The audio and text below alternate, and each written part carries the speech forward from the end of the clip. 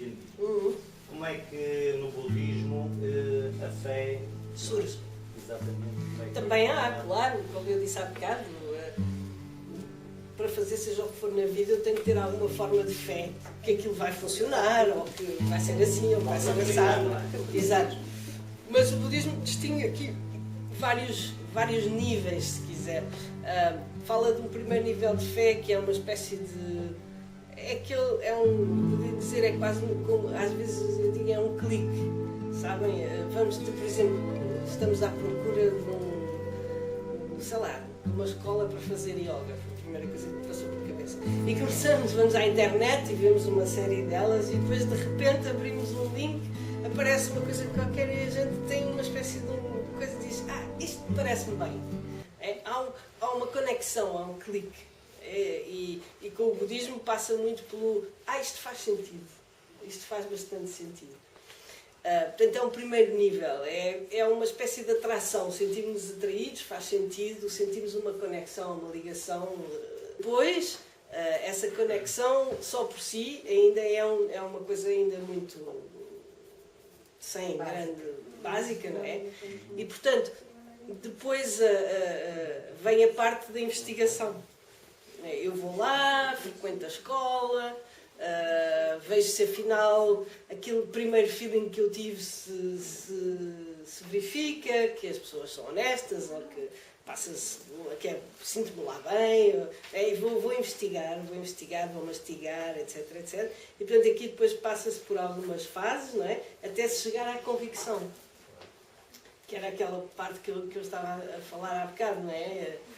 Eu experimentei, vi, testei, comparei, pesei, fiz todo esse trabalho e tornou-se de tal forma evidente que aquilo é mesmo assim, ou que aquilo faz todo o sentido, que então aí chega o que eles chamam a fé convicta, que é no fundo não é propriamente uma fé, mas uma convicção que resulta da minha própria experiência.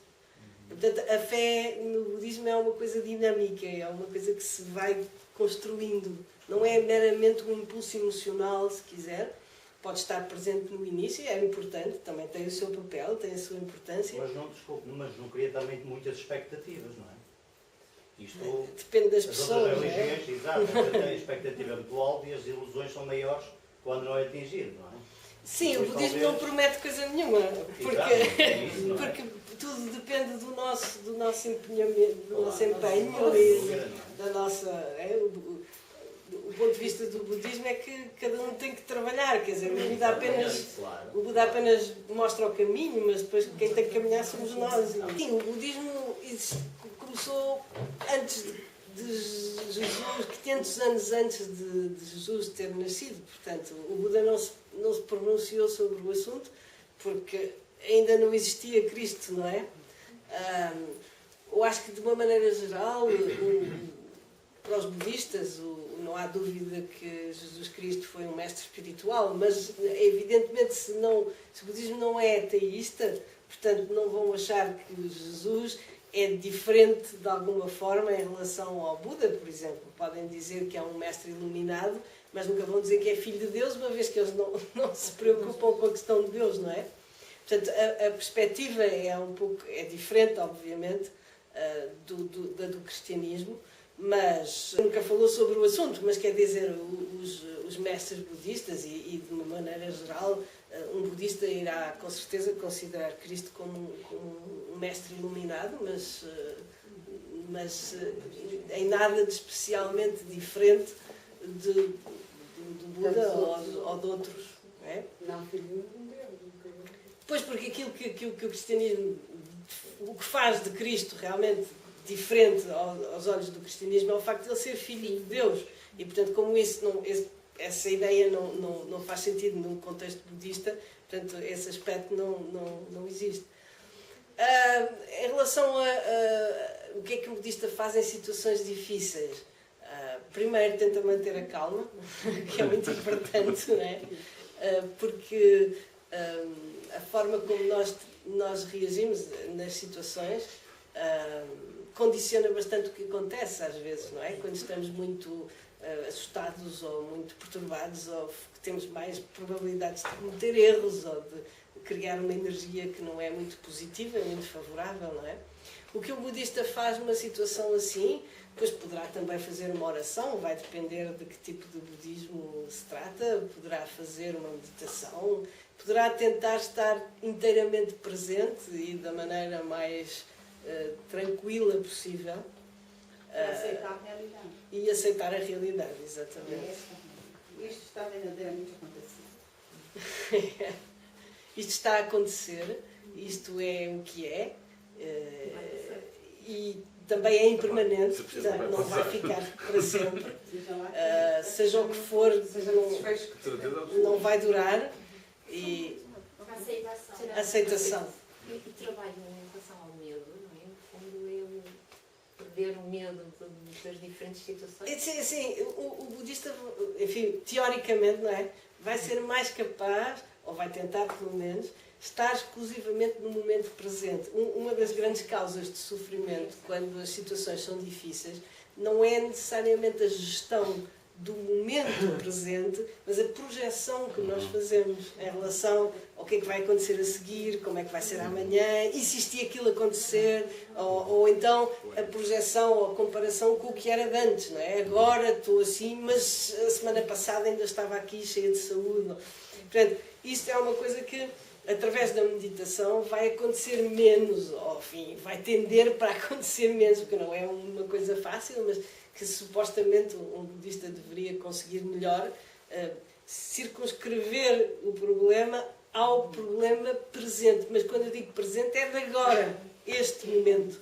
E depois amanhã, o momento seguinte, gera o momento seguinte e no momento a seguir gera o momento a seguir. Porque o problema que muitas vezes nós criamos é que não estamos só a gerir o momento presente, estamos a gerir o momento presente, amanhã, depois da amanhã, daqui a 10 anos, e estamos a gerir isso tudo ao mesmo tempo e, portanto, não é gerível. Como é mas isso requer um treino. Pois, é assim, é quase isso. Mas quer dizer, o budista vai pensar, não vai pensar esta situação aconteceu para, mas vai pensar esta situação é uma oportunidade para. É um bocado diferente, porque quando nós pensamos esta situação aconteceu para, quer dizer que alguém criou esta situação para que eu fizesse isto, aquilo ou aquilo outro. Há quem diga que fui eu próprio que criei isso, ou que na minha vida anterior, ou que não sei quando eu achei que tinha que fazer isto, que era para aprender, ou qualquer coisa do género. Mas no budismo não vemos as coisas assim, esta situação não acontece para, mas esta situação é uma oportunidade para. Acontecendo, exatamente, é uma oportunidade para. O que é uma forma um pouco mais terra a terra, se quiser. No fundo, implica uma outra postura perante as situações, perante a vida. Não é? Exatamente. É o ver o lado, de certa forma, ver o lado bom, não é? Poder ser pior ou outra coisa qualquer, não é? Quer dizer... Tudo é sempre uma oportunidade para nós nos treinarmos. Porque tudo aquilo que é desafiante vai pôr em causa aquilo em que nós acreditamos, vai pôr em causa o nosso conforto, aquilo que está adquirido, a forma como nós habitualmente gerimos as coisas, e vai-nos pôr em causa, no fundo, em resumo. Não é? E, portanto, é sempre uma oportunidade, pondo-nos em causa, é sempre uma oportunidade para nós reorganizarmos a nossa realidade. E não é preciso reorganizar a nossa... E não precisamos de reorganizar a nossa realidade só uma vez. Vamos reorganizá-la N vezes, não é?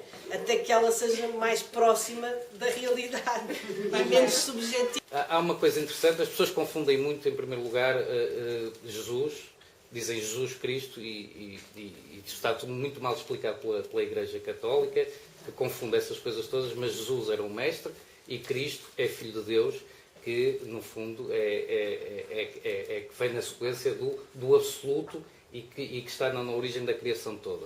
Jesus tem uma frase que toda a gente conhece, que é a fé move montanhas, e isto não está diretamente relacionado com a questão da religião em si.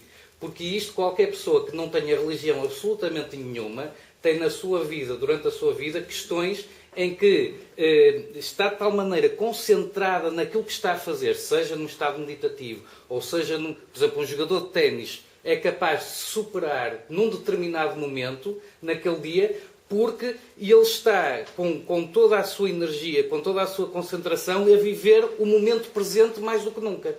E essa situação é que faz com que a fé mova montanhas. Ele supera-se a todos os níveis. Se uma pessoa lhe juntar uma oração e acreditar naquilo, obviamente que tem um poder muito grande, como é lógico, independentemente da religião. Depois a questão do sofrimento, normalmente, Jesus também tem outra tirada muito boa, que é o seguinte, que é